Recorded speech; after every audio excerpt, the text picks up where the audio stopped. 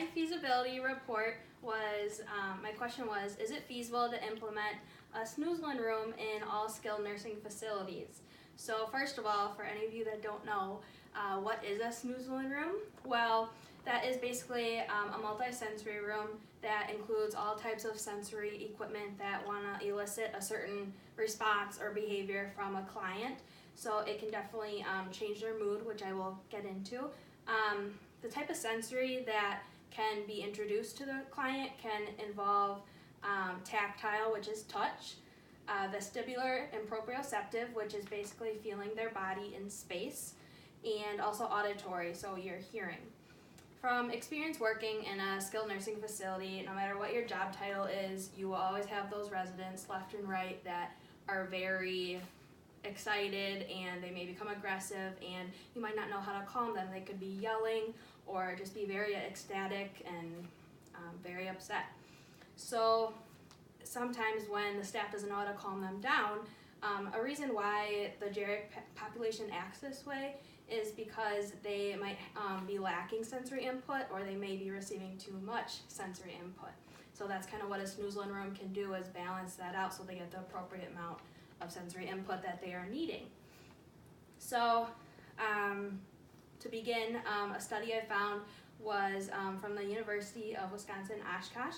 It takes a look at residents' behaviors prior to entering the snoozling room and after entering the room, and the outcomes are very interesting. So an average of 3 people reported to have physical aggression prior to entering the snoozling room, while an average of only 1 person reported as showing aggressiveness after entering the sensory room.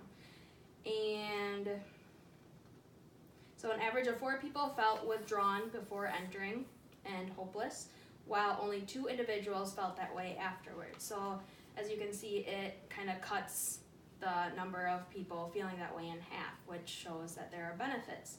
The sensory input has also been shown to increase communication between the caregivers and the residents as well.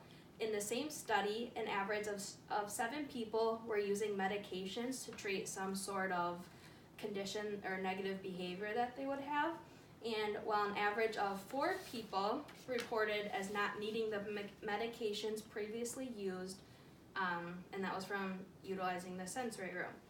And the visual I have here is from that study, and it just shows how all the residents, out of the 72 residents in the study, they have, showing physical aggression, pacing, being irritable, intrusive, and it shows a mean of the people feeling that way before entering, and a mean of the people feeling that way after coming out of the sensory room, and it shows a significant decrease after they have been in the sensory room.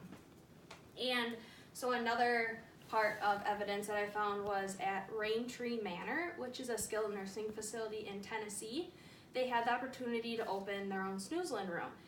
And for those that weren't able to physically go in the room, they had like a sensory cart where they would bring it to the residents' rooms, which was a great idea.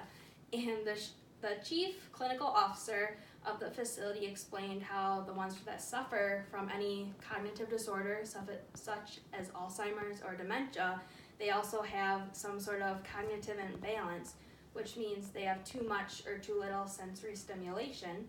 And a touching story that I found was a wife of one of the residents. He had Alzheimer's, and he always had closed fists, and he would never talk, he wouldn't smile, just kind of give you that blank stare. And so the therapist decided to take him into the snoozling room.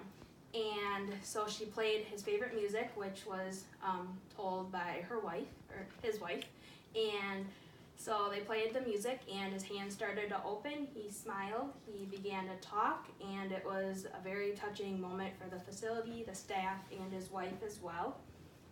And so the research provided shows how beneficial implementing snoozling rooms can be in skilled nursing facilities, as it is easier on the residents, families, and staff members as well.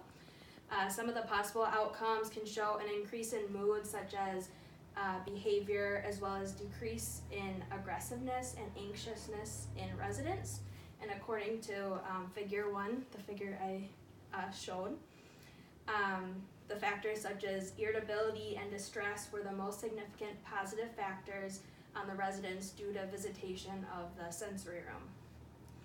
And the emotional and physical changes in the residents are important because as the condition worsens, the symptoms can become more frequent, which can make it even more hard on the staff and the family and all the loved ones as well. And it can just put extra stress on the caregivers, which is why a snoozling room is a great asset to have to a skilled nursing facility.